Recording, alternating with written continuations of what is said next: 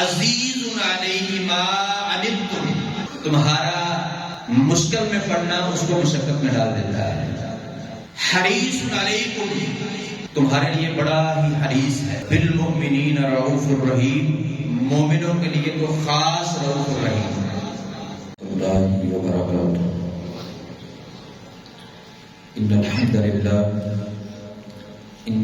لله نحمده ونستعينه ونستغفره ونعوذ بالله من شرور انفسنا ومن سيئات اعمالنا، ومن يهده الله فلا مضل له ومن يضلل فلا هادي له، واشهد ان لا اله الا الله وحده لا شريك له، واشهد ان محمدا عبده ورسوله.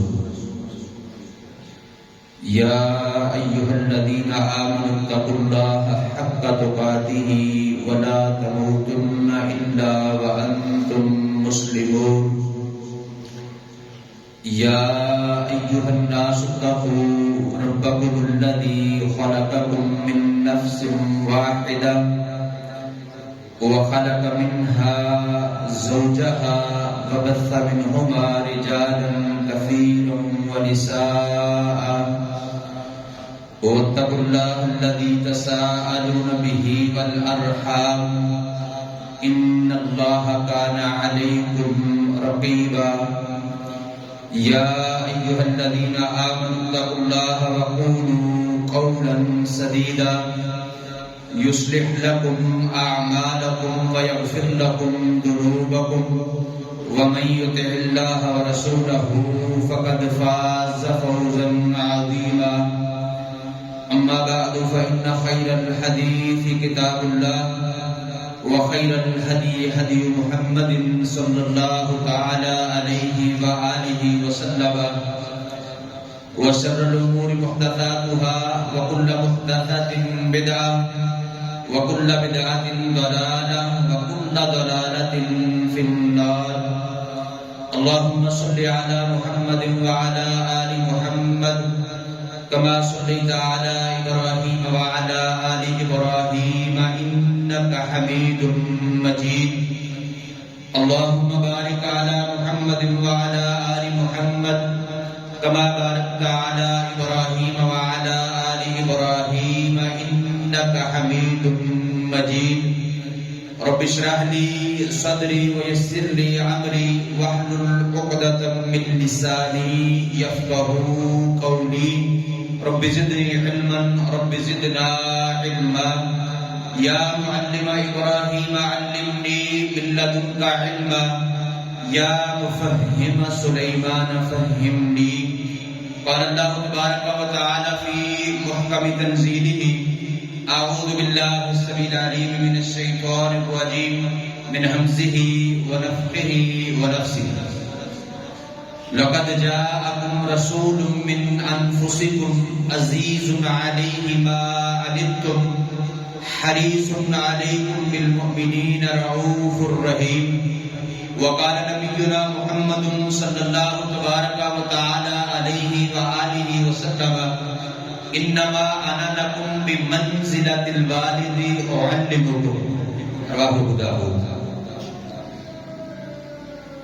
تمام قسم کی تحمیدات، تمجیدات، تقدیسات، عظمت و کبریائی، بڑائی، شہنشاہی، مشکل کشائی اس اللہ وحدہ لا شریک کے لیے ہیں جو ساری کائنات کا داتا، دستگیر، غریب نواز، بگڑیا بنانے والا، مشکل کشا اور حاجت روا ہے. اللہ احکم الحاکمین کی مختصر حمد کے بعد ریت کے ذرات سے زیادہ، بارش کے قطرات سے زیادہ، انگنت لا تعداد بے حد و حساب درود و سلام امام الانبیاء، حبیب کبریا، نیر بطحا، زینت کعبہ، امامنا فی الدنیا و امامنا فی الآخرہ و امامنا فی الجنہ انشاءاللہ. جن کے امام میں بولے انشاءاللہ.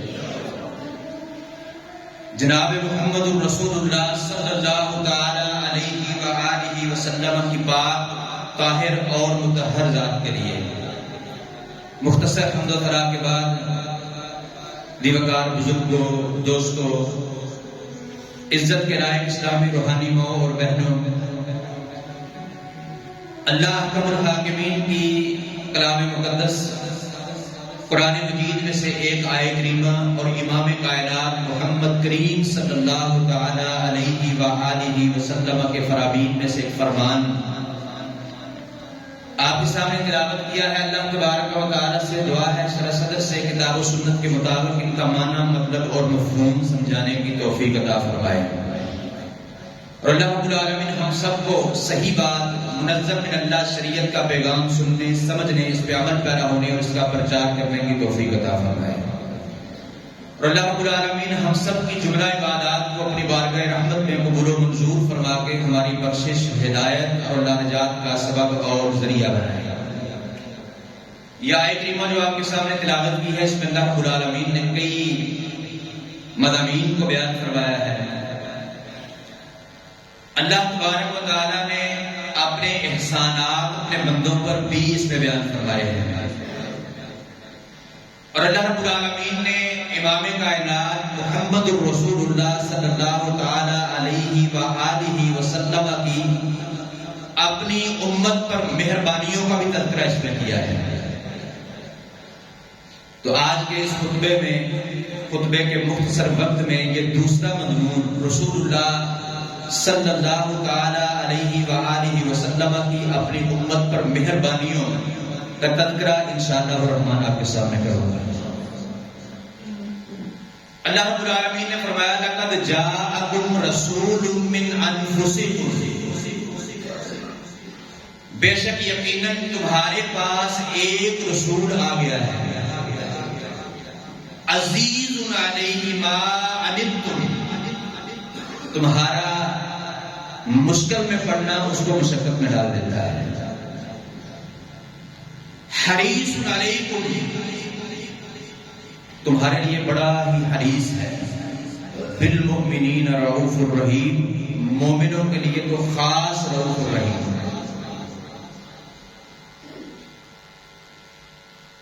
یعنی اللہ رب العالمین نے رسول اللہ صلی اللہ علیہ وسلم کو اپنے بندوں کے لیے اور آپ کی امت کے لیے حریص بنا کر، رؤوف بنا کر، رحیم بنا کر، مہربان نبی بنا کر مبعوث کیا۔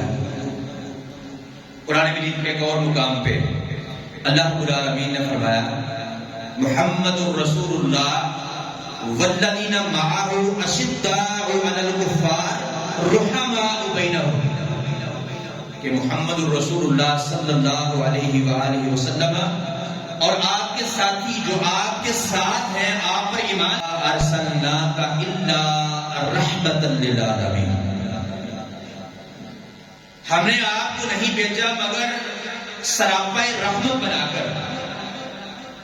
تو جب اللہ رب العالمین نے آپ کو آپ کی امت کے لیے رؤوف، رحیم، حریص، مہربان، شفیق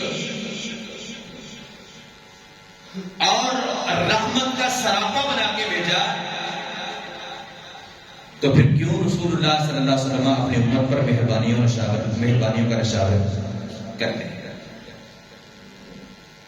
بے شمار احادیث اس پر دلالت کرتی ہے کہ نبی مکرم صلی اللہ علیہ وسلم نے بے شمار مواقع ایسے آپ کی زندگی میں آئے کہ آپ کی خواہش کچھ تھی، آپ کی چاہت کچھ تھی، آپ چاہتے کچھ تھے، اپنی امت کو حکم دینا چاہتے، لیکن امت کی مشقت کو دیکھ کر، مشکل کو دیکھ کر، امت کے مشکل میں پڑنے کو دیکھ کر اپنی خواہش اور چاہت کو رسول اللہ صلی اللہ علیہ وسلم نے اپنے سینے کے اندر دفن کر دیا۔ صحیح بخاری میں، مسلم میں، ابو داؤد میں، دیگر کئی کتب میں یہ حدیث ہے۔ رسول اللہ صلی اللہ علیہ وسلم نے فرمایا لولا ان اشق علی امتی لامرتهم بالسواک مع كل صلاۃ، اگر میں اپنی امت پر مشقت نہ سمجھتا، مشکل نہ سمجھتا تو ان کو حکم دیتا کہ ہر نماز کے ساتھ مسواک کریں۔ بخاری ہی کی ایک حدیث میں ہے نبی مکرم صلی اللہ علیہ وسلم نے فرمایا لولا ان اشق علی امتی لامرتهم بالسواک عند كل وضوء، اگر میں اپنی امت کو پر مشقت نہ سمجھتا، مشکل نہ سمجھتا تو ان کو حکم دیتا کہ ہر وضو کے وقت مسواک کیا کرے۔ اب نبی صلی اللہ علیہ وسلم کی خواہش یہ ہے، چاہت یہ ہے، آپ چاہتے ہیں کہ میں اپنی امت کو یہ حکم دوں ہر نماز کے ساتھ، ہر وضو کے ساتھ وہ مسواک کیا کریں، لیکن یہ حکم کیوں نہیں دیا؟ اس لیے کہ امت پر مشقت ہوگی۔ جب حکم دیں گے تو یہ کیا ہو جائے گا؟ امت پر فرض ہو جائے گا۔ الامر للوجوب اصول حدیث کا قاعدہ ہے کہ جب امر آتا ہے، حکم آتا ہے، وہ اللہ رب العالمین کی طرف سے ہو یا اللہ کے حبیب علیہ السلام کی طرف سے ہو، وہ اللہ کے بندوں پر، رسول اللہ صلی اللہ علیہ وسلم کی امت پر فرض ہو جاتا ہے۔ اور اگر آپ حکم دے دیتے کہ ہر نماز کے ساتھ ہر وضو کے وقت مسواک کرنی ہے تو امت پر کیا ہو جاتا؟ فرض ہو جاتا۔ لیکن امت پر مشقت ہوتی، مشکل کی وجہ سے امت اس پر عمل نہ کر سکتی، اس خدشے سے، اس ڈر سے رسول اللہ صلی اللہ علیہ وسلم نے اپنی اس چاہت کو، اپنی خواہش کو اپنے سینے میں دفن کر دیا، لیکن اپنی امت کو حکم نہیں دیا۔ اور یہ مشقت میری اور آپ کی کا خیال رکھا، اپنی نہیں، اپنے بارے میں میری اور آپ کی اماں جان سیدہ عائشہ رضی اللہ عنہا اللہ کی قسم فرماتی ہیں کہ نبی مکرم صلی اللہ علیہ وسلم جب بھی رات کو بیدار ہوتے تو سب سے پہلا کام مسواک کیا کرتے۔ جب آپ کسی کام کی وجہ سے گھر سے باہر نکلتے، جب گھر کے اندر داخل ہوتے تو سب سے پہلا کام مسواک کیا کرتے تھے۔ آپ ہر وضو کے ساتھ بھی مسواک کرتے، ہر نماز کے ساتھ بھی مسواک کرتے۔ آپ تو آپ تھے، آپ کے صحابہ کرام رضوان اللہ علیہم اجمعین، آپ کے شاگرد جنہوں نے آپ کے سامنے بیٹھ کے اللہ رب العالمین کے دین کو آپ سے حاصل کیا، ان کا اس پر عمل کیسا تھا؟ اللہ کی قسم صحیح بخاری میں حدیث ہے کہ صحابہ کرام رضوان اللہ علیہم اجمعین کے کان پر اس طرح مسواک ہوتی تھی جس طرح منشی کے کان پر قلم ہوتا ہے، اور وہ ہر نماز وضو کے ساتھ بھی مسواک کرتے، ہر اقامت اور تکبیر تحریمہ کے درمیان بھی مسواک کیا کرتے، کان سے اتارتے مسواک کرتے پھر تکبیر تحریمہ کرتے۔ تو مشقت رسول اللہ صلی اللہ علیہ وسلم کو نہیں، میری اور آپ کی مشقت کا خیال رکھتے ہوئے نبی مکرم صلی اللہ علیہ وسلم نے اپنی اس خواہش کو، چاہت کو اپنے سینے کے اندر دفن کر دیا، لیکن حکم نے نہیں دیا، اس لیے کہ اللہ رب العالمین نے فرمایا عزیز علیہ ما عنتم، تمہارا مشقت میں پڑنا اس کو مشکل میں ڈال دیتا ہے۔ امت کی مشقت اور مشکل کو نبی مکرم صلی اللہ علیہ وسلم اپنی مشقت اور مشکل سمجھا کرتے ہیں۔ صحیح بخاری میں حدیث ہے، دیگر بھی کتب میں ہے، واقعہ معراج آپ نے کئی بار پڑھا ہے، کئی بار سنا ہے۔ جب نبی مکرم صلی اللہ علیہ وسلم سیر کر کے واپس آ رہے تھے تو سیدنا موسیٰ علیہ السلام کے ساتھ ملاقات ہوئی۔ انہوں نے کہا کہ آپ کو آپ کے رب نے آپ کے لیے اور آپ کی امت کے لیے کیا تحفہ دیا ہے، کیا فریضہ دیا ہے؟ نبی مکرم صلی اللہ علیہ وسلم نے فرمایا کہ اللہ رب العالمین نے مجھ پر اور میری امت پر 50 نمازوں کا فریضہ دیا ہے۔ سیدنا موسیٰ علیہ السلام نے کہا ان امتک لا تطیق، صحیح بخاری میں حدیث ہے، بے شک آپ کی امت اس کی طاقت نہیں رکھتی، جائیے اپنے رب کے پاس اور تخفیف کا سوال کیجیے۔ نبی مکرم صلی اللہ علیہ وسلم اپنے رب کے پاس گئے، تخفیف کا سوال کیا، بارہا موسیٰ علیہ السلام کے پاس آئے، پھر اللہ رب العالمین کے پاس گئے۔ موسیٰ علیہ السلام نے ہر بار یہی کہا ان امتک لا تطیق، بے شک آپ کی امت اس کی طاقت نہیں رکھتی، جائیے اپنے رب کے پاس تخفیف کا سوال کیجیے۔ بارہا رسول اللہ صلی اللہ علیہ وسلم نے موسیٰ علیہ السلام سے واپس اپنے رب کا چکر لگایا، رب کے پاس گئے، تخفیف کا سوال کیا، حتیٰ کہ 50 سے 5 رہ گئی۔ موسیٰ علیہ السلام نے پھر کہا ان امتک لا تطیق، جائیے اپنے رب کے پاس تخفیف کا سوال کیجیے۔ اب رسول اللہ صلی اللہ علیہ وسلم نے فرمایا اب مجھے حیات دی ہے، اب مجھے حیات دی ہے کہ اس کے بعد بھی میں تخفیف کا سوال کروں، اس کے بعد بھی میں تخفیف کا سوال، اب میں نہیں کر سکتا۔ تو باہر کیا رسول اللہ صلی اللہ علیہ وسلم نے جو وہ 50 سے 5 تک کا بار بار رب تعالیٰ کے پاس گئے، موسیٰ علیہ السلام کے پاس ہے، اس کی وجہ کیا تھی؟ آپ پر مشقت تھی، آپ پر مشکل تھی۔ اللہ کی قسم یہ تو فرضی نمازیں ہیں، ان کا آپ پر کیا بوجھ ہوگا؟ نبی مکرم صلی اللہ علیہ وسلم تو نفلی نمازوں میں اس قدر محنت کرتے تھے، اس قدر لمبا لمبا قیام کرتے تھے. میری اور آپ کی اماں جان سید عائشہ رضی اللہ عنہا فرماتی ہیں، صحیح بخاری مسلم کی متفق علیہ حدیث ہے، فرماتی ہیں رات کا قیام جو تہجد ہے، قیام اللیل ہے، نفل نماز ہے، زائد ہے، اوور ٹائم ہے، اس میں رسول اللہ صلی اللہ علیہ وسلم اتنی محنت کیا کرتے تھے حتی یتفطر قدماہ، یہاں تک کہ آپ کے قدم مبارک میں ورم پڑ جایا کرتا. ہم کہتے ہیں ہم بھی تو قیام کرتے ہیں، ہم بھی نمازیں پڑھتے ہیں، تہجد پڑھتے ہیں، ہمارے قدم میں ورم نہیں پڑتے. ہم کیا پڑھتے ہیں؟ سورہ فاتحہ کے بعد سورہ کوثر، اخلاص، فلق، ناس.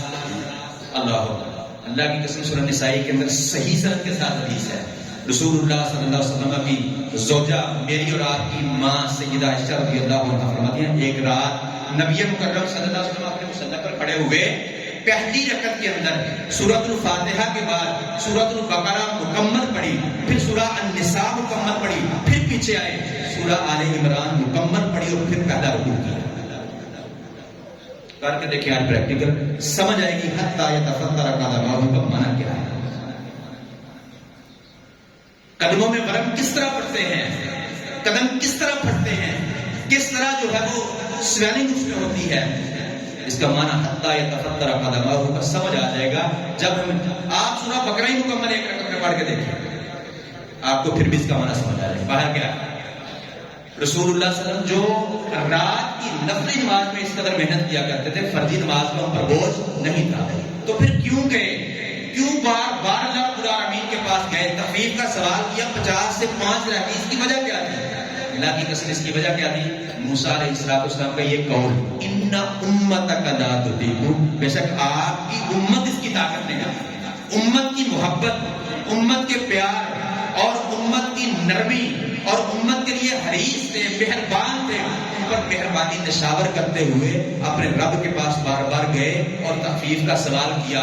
اگر موسیٰ علیہ السلام ان امت کا لا تطیق کا لفظ نہ بولتے تو رسول اللہ صلی اللہ علیہ وسلم ایک بار بھی تخفیف کے سوال کے لیے اپنے رب کے پاس نہ جاتا. تو میری اور آپ کی مشقت کا خیال رکھا، میری اور آپ کی مشکل کے لیے گئے، تخفیف کا سوال کیا تو کیوں نہ کرتے. اللہ رب العالمین نے فرمایا لقد جاءکم رسول من انفسکم عزیز علیہ ما عنتم حریص علیکم بالمؤمنین رؤوف الرحیم. اللہ رب العالمین نے فرمایا محمد الرسول اللہ والذین معه اشداء علی الکفار رحماء بینہم. اللہ رب العالمین نے فرمایا وما ارسلناک الا رحمت للعالمین، سراپا رحمت بنا کے مبعوث کیا. رسول اللہ صلی اللہ علیہ وسلم نے اپنی امت پر رحمتوں کا نشاور کیا، مہربانیاں نشاور کی.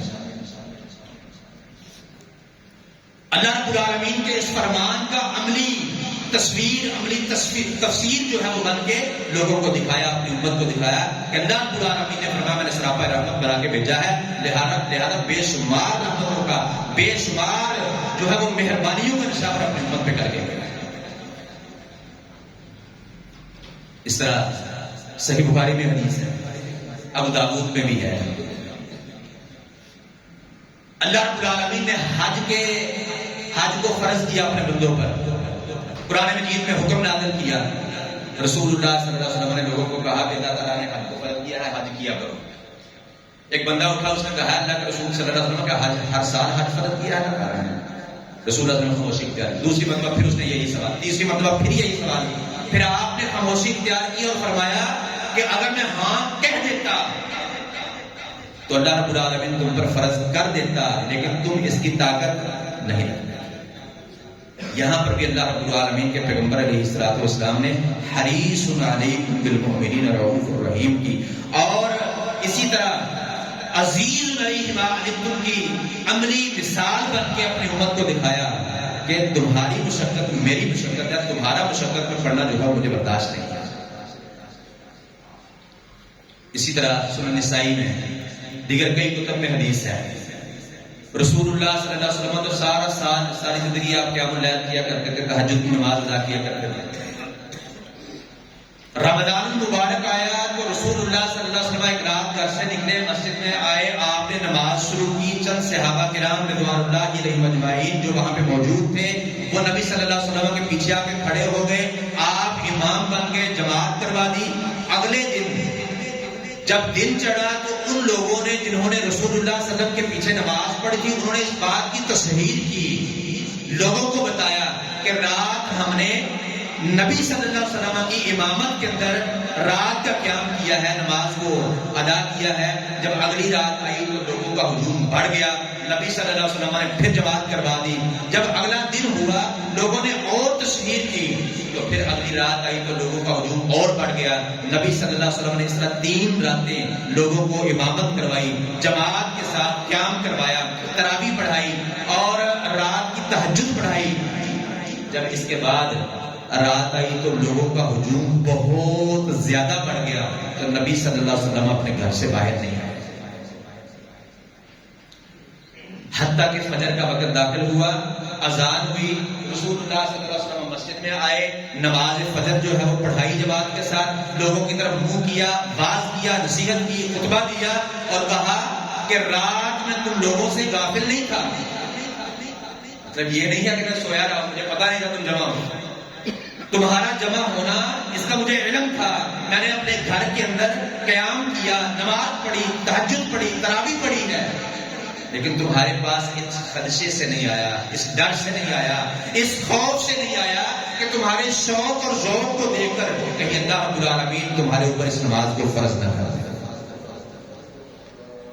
صحابہ کا شوق تھا، ذوق تھا آپ کے پیچھے نماز پڑھنے کا، وہ جمع تھے، سب کچھ چھوڑ چھاڑ کے اپنی نیند کو قربان کر کے آئے تھے، لیکن رسول اللہ صلی اللہ علیہ وسلم کا شوق اور ذوق کے ان کے جمع ہونے کے باوجود اپنے گھر سے باہر نہیں نکلے، اس لیے ان کو تو شوق ہے کہ یہ محمد رسول اللہ صلی اللہ علیہ وسلم کی قرات سنیں، آپ کے پیچھے نماز پڑھیں، بعد والے ائمہ کے پیچھے اس طرح شوق اور ذوق سے میری امت نہیں آئے گی، تو یہ فریضہ جو اللہ رب العالمین ان پر فرض کر دے گا اس کے اکثر مسلمان تارک ہو جائیں گے، لہذا اس ڈر سے رسول اللہ صلی اللہ علیہ وسلم شوق اور ذوق کے باوجود، صحابہ کے جمع ہونے کے باوجود مسجد کے اندر نہیں آئے گا۔ وجہ اس کی بھی کیا ہے؟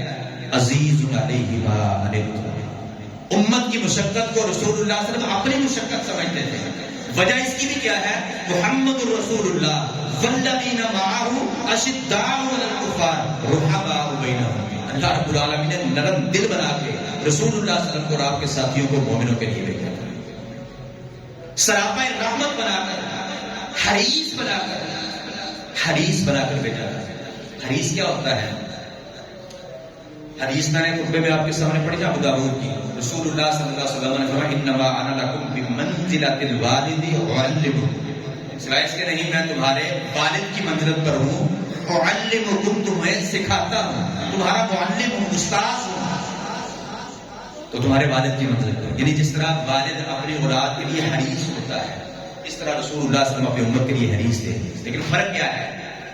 والد اپنی اولاد کے لیے حریص ہوتا ہے، اس کا حرص کیا ہوتا ہے کہ میرے فلاں رشتہ دار کے بیٹے کے پاس، فلاں ہمسائے کے بیٹے، فلاں قریب کے بیٹے کے پاس فلاں گاڑی ہے تو میرے بیٹے کے پاس فلاں ہونی چاہیے، اس کے پاس فلاں ڈگری ہے تو میرے بیٹے کے پاس فلاں ہونی چاہیے، اس کے پاس اتنا بینک بیلنس ہے تو میرے بیٹے کے پاس اتنا، یعنی دنیا کی نعمتیں، دنیا کی جو ہے وہ چدراہٹ، جاہ و جلال، یہ جو ہے وہ والد کا حرص ہوتا ہے۔ اللہ من رحم ربی، سارے ایسے نہیں ہوتے، کچھ آخرت کی فکر کرنے والے بھی ہوتے ہیں، لیکن اکثر مسلمان والد جو ہے وہ اپنی اولاد کے بارے میں ایسے ہی حریص ہوتے ہیں، لیکن نبی مکرم صلی اللہ علیہ وسلم وہ والد کی منزلت پر تھے، معلم تھے، استاذ تھے، حریص اور مہربان نبی تھے، لیکن ان کا حرص کیا تھا؟ دنیا کی نعمتیں نہیں، دنیا کا جاہ و جلال نہیں، دنیا کی چدراہٹیں نہیں۔ رسول اللہ صلی اللہ علیہ وسلم فرماتے ہیں کہ تم پروانوں کی طرح آگ کے کنارے پر کھڑے ہو، میں گدیوں سے پکڑ پکڑ کے تمہیں بچانے کی کوشش کرتا ہوں۔ یہ نبی صلی اللہ علیہ وسلم کا حرص کیا تھا کہ جو بھی اللہ رب العالمین نے بشر پیدا کیے ہیں وہ سارے کے سارے لا الہ الا اللہ محمد رسول اللہ صلی اللہ علیہ وسلم پڑھ لیں، اس کلمے کا اقرار کر لیں، اور اقرار کے بعد وہ اللہ رب العالمین کی جنت کا وارث بن جائے، اللہ تعالیٰ کی جہنم میں کوئی مسلمان بھی نہ جائے۔ یہ تھا رسول اللہ صلی اللہ علیہ وسلم کا حریص علیکم، تمہارے لیے بڑے حریص تھے، مہربان تھے، شفیق تھے، رؤوف تھے، رحیم تھے۔ کتنے پیارے نبی اللہ رب العالمین نے ہمیں عطا کیا، کتنی محبت کرنے والے نبی اللہ رب العالمین نے ہمیں عطا کیا۔ اس پر ہم ساری زندگی اللہ رب العالمین کا شکر ادا کرتے رہے، اللہ کی قسم نہیں کر سکتے۔ اتنے حریص، اتنے رؤوف، اتنے رحیم، اتنے شفیق، اتنی مہربانیاں نشاور کرنے والے نبی اللہ رب العالمین نے ہمیں عطا فرمایا۔ رسول اللہ صلی اللہ علیہ وسلم فرماتے ہیں، صحیح بخاری میں دیگر کئی کتب میں حدیث ہے، آپ فرماتے ہیں میں مصلی پر کھڑا ہوتا ہوں، مصلی امامت پر آتا ہوں، میرا ارادہ ہوتا ہے کہ آج قرات کو لمبا کروں گا، لمبی نماز پڑھاؤں گا، پھر میں کسی چھوٹے بچے کے رونے کی آواز کو سنتا ہوں تو قرات کو مختصر کر دیتا ہوں، رکوع کر دیتا ہوں، اس وجہ سے کہ اس بچے کے رونے کی وجہ سے اس کی ماں جو ہے وہ فتنے میں نہ ڈرے، اس کو تکلیف ہوگی۔ یعنی رسول اللہ صلی اللہ علیہ وسلم کو اپنی امت کی ایک ماں کی تکلیف بھی گوارا نہیں تھا۔ عزیز علیہ ما عنتم، تمہارا مشقت میں پڑھنا اس کو مشکل میں ڈال دیتا ہے۔ امت کی مشقت کو اپنی مشقت سمجھنے والے حریص اور مہربان نبی اللہ رب العالمین نے ہمیں عطا فرمایا۔ اتنی محبت کرنے والے، اتنا پیار کرنے والے، اتنے رؤوف، اتنے رحیم نبی اللہ تبارک و تعالیٰ نے ہمیں عطا فرمایا۔ بے شمار احادیث، بے شمار واقعات کتب احادیث میں اللہ کی قسم موجود ہیں کہ نبی صلی اللہ علیہ وسلم نے میری اور آپ کی مشقت کا خیال رکھتے ہوئے کئی ایک مواقع پہ اپنی خواہش کو، اپنی چاہت کو اپنے سینے کے اندر دفن کر دیا، حکم نہیں دیا کہ یہ اللہ رب العالمین فرض کر دے میری امت پر مشکل ہو۔ جب نبی اتنا محبت کرنے والے تھے، اتنے حریص تھے، اتنے مہربان تھے، اتنی مہربانیاں نشاور کرنے والے تھے، اتنے شفیق تھے، اتنی وہ ہم سے محبت کرتے تھے، اتنی وہ ہماری مشکل کا خیال رکھتے تھے، تو ہمیں بھی محبت کا جواب محبت سے دینا چاہیے کہ نہیں؟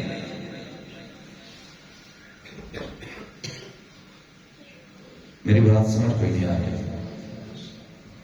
ہمیں محبت کا جواب محبت سے دینا چاہیے کہ نہیں؟ دیں گے انشاءاللہ۔ واقعات بہت ہیں، آپ کا وقت کم ہے، ورنہ میں کئی احادیث آپ کو اور بھی سنا سکتا ہوں بخاری مسلم سے کہ رسول اللہ صلی اللہ علیہ وسلم نے کئی ایک مواقع پہ میری اور آپ کی مشقت کا خیال رکھتے ہوئے کئی ایک کاموں کا جو ہے وہ حکم نہیں دیا، اپنی چاہت کو، اپنی خواہش کو اپنے سینے میں دفن کیا۔ لیکن عمل کرنے کے لیے حدیث تو ایک بھی کافی ہوتی ہے۔ آپ کو کئی ایک سنا دی ہے کہ رسول اللہ صلی اللہ علیہ وسلم نے کن کن مواقع پہ اپنی خواہش اور چاہت کو جو ہے وہ اپنے سینے کے اندر دفن کر دیا، لیکن حکم نہیں دیا کہیں میرے اور آپ کے اوپر مشقت نہ ہو۔ تو ایک حدیث صرف آپ کو سناتا ہوں، بخاری مسلم کی متفق علیہ، تو اس کو دیکھ کر میں نے اور آپ نے آج سونے سے پہلے اپنے بستر پر بیٹھ کے اپنی محبت کو چیک کرنا ہے۔ کوئی مسلمان لا الہ الا اللہ محمد رسول اللہ صلی اللہ علیہ وسلم پڑھتا ہو، اس کلمے کا اقرار کرتا ہو، محمد رسول اللہ صلی اللہ علیہ وسلم سے محبت کا دعویٰ نہ کرتا ہو، ایسا مسلمان نہیں ہے۔ ہر مسلمان، ہر جماعت، ہر کوئی کہتا ہے کہ ہم محبت، بلکہ ہم ہی محبت کرتے ہیں، ہمارے علاوہ تو کوئی محبت کرنا ہی نہیں ہے۔ میرے جیسا عاشق رسول ہے ہی کوئی نہیں۔ نعرے لگاتے ہیں حرمت رسول پہ جان بھی قربان ہے، غلامی رسول میں موت بھی قبول ہے۔ اللہ کی قسم موت تو بہت بڑی چیز ہے، جان قربان کرنا بہت بڑی چیز ہے۔ صحیح بخاری اور مسلم کی متفق علیہ حدیث ہے۔ عبداللہ بن مسعود رضی اللہ تعالیٰ فرماتے ہیں سألت النبی صلی اللہ علیہ وسلم، میں نے اللہ کے نبی صلی اللہ علیہ وسلم سے سوال کیا۔ کیا سوال تھا؟ پوچھا کہ ای العمل احب الی اللہ، اللہ کے حبیب علیہ السلام بتائیے کہ کون سا عمل اللہ رب العالمین کو محبوب نہیں، احب اسم تفضیل کا صیغہ ہے، سب سے زیادہ محبوب، سب سے زیادہ محبوب۔ پوچھنے کا مقصد کیا تھا کہ اللہ کے رسول صلی اللہ علیہ وسلم لا الہ الا اللہ محمد رسول اللہ پڑھتا ہوں، کلمہ اسلام کا اقرار کرتا ہوں، دائرہ اسلام میں داخل ہوں، مسلمانوں کی صفوں میں شامل ہوں، کلمہ پڑھنے کے بعد دائرہ اسلام میں داخلے کے بعد میں کون سا عمل کروں کہ اللہ رب العالمین کا سب سے زیادہ محبوب بن جاؤں، اللہ تعالیٰ اپنے بندوں میں سے سب سے زیادہ مجھ سے محبت کرے۔ تو رسول اللہ صلی اللہ علیہ وسلم نے اپنی نبوت والی زبان کو حرکت دی تو فرمایا الصلاۃ علی وقتہا، نماز کو اس کے افضل وقت میں ادا کرنا۔ ایک روایت میں ہے الصلاۃ فی اول وقتہا، نماز کو اس کے افضل وقت میں ادا کرنا۔ یہ اللہ رب العالمین کو محبوب نہیں، احب ہے، سب سے زیادہ محبوب ہے۔ یعنی جو بندہ لا الہ الا اللہ محمد رسول اللہ صلی اللہ علیہ وسلم کے اقرار کے بعد نماز کو اس کے اول وقت میں پڑھتا ہے، اس میں لیٹ نہیں ہوتا، جان بوجھ کے کوتاہی نہیں کرتا، وہ اللہ رب العالمین کا محبوب نہیں، احب بندہ، سب سے زیادہ محبوب بندہ بن جاتا ہے۔ کہتے ہیں میں نے پوچھا تم مائی اللہ کے رسول پھر کیا ہے؟ آپ کا بر الوالدین، والدین کے ساتھ نیکی کرنا، یہ اللہ رب العالمین کو سب سے زیادہ محبوب ہے۔ کہتے ہیں میں نے پوچھا ثم ای، اس کے بعد کیا ہے؟ کہا الجہاد فی سبیل اللہ، اللہ رب العالمین کے راستے میں جہاد کرنا، یہ اللہ رب العالمین کو سب سے زیادہ محبوب ہے۔ اب یہ تین چیزیں رسول اللہ صلی اللہ علیہ وسلم نے، تین عمل عبداللہ بن مسعود کے سوال کے جواب میں ارشاد فرمائے۔ کس سوال میں؟ ای العمل احب الی اللہ، کون سا عمل اللہ رب العالمین کو سب سے زیادہ محبوب ہے؟ اب ہم سب بھی کلمہ پڑھتے ہیں، لا الہ الا اللہ محمد رسول اللہ کا اقرار کرتے ہیں، دائرہ اسلام میں اپنے آپ کو داخل سمجھتے ہیں، نبی صلی اللہ علیہ وسلم کا عاشق محب ہونے کا دعویٰ کرتے ہیں، تو رسول اللہ صلی اللہ علیہ وسلم نے تو اتنی مہربانیاں نشاور کی ہیں، اتنے وہ حریص تھے، اتنے کریم تھے، اتنے رؤوف تھے، اتنے رحیم تھے، بے شمار مہربانیاں نشاور کرنے والے تھے، اتنی محبت دے کے گئے ہیں، اتنی محبت کرنے والے تھے۔ اگر میں اور آپ بھی محبت کا جواب محبت سے دینا چاہتے ہیں تو کم از کم 5 فرضی نمازوں میں کوتاہی پھر آج کے بعد نہیں کریں گے انشاءاللہ۔ یہ ہے محبت کا جواب، محبت۔ وگرنہ اللہ کی قسم فجر کی نماز میں آپ سوئے رہیں، صبح اٹھے، شام سونے تک آپ پڑھیں میں عاشق رسول ہوں، میں محب رسول ہوں، میں نبی صلی اللہ علیہ وسلم میں محبت کرتا ہوں، یہ کوئی محبت نہیں۔ ایسی محبت اللہ رب العالمین کو مطلوب اور مقصود ہے ہی نہیں۔ اللہ تعالیٰ کو کیسی محبت مقصود ہے؟ قل ان کنتم تحبون اللہ فاتبعونی، ان کو کہہ دو اگر اللہ کے محبوب بندے بننا چاہتے ہو، اللہ سے محبت کا دعویٰ ہے، فاتبعونی، تو میری یعنی محمد رسول اللہ صلی اللہ علیہ وسلم کی اتباع، محمد رسول اللہ صلی اللہ علیہ وسلم کے پیچھے چلیں گے انشاءاللہ۔ عقیدے میں، معاملات میں، مسائل میں، عبادات میں جو آپ کر رہے ہیں، جب پتہ چل جائے کہ محمد رسول اللہ صلی اللہ علیہ وسلم کی اس پر مہر نہیں ہے تو فوراً اس کو ترک کر دینا ہے۔ جب پتہ چل جائے کہ رسول اللہ صلی اللہ علیہ وسلم کا عمل یہ ہے، آپ کی مہر اس پہ ہے، فوراً اس کو پکڑ لینا ہے۔ یعنی صحابہ کرام رضوان اللہ علیہم اجمعین کی طرح وما آتاکم الرسول فخذوہ وما نہاکم عنہ فانتہوا کا صحیح معنوں میں مصداق کرنا ہے کہ اللہ رب العالمین نے فرمایا جو رسول تمہیں دیں اس کو لے لو، اس کو پکڑ لو، تھام لو، مضبوطی سے عمل پیرا اس پر ہو جاؤ، اور جس چیز سے وہ منع کرتے ہیں اس کو فوراً ترک کر دو۔ اس کا عملی مصداق بنیں گے تو یہ ہے محبت کا جواب، محبت کے ساتھ دیں گے انشاءاللہ۔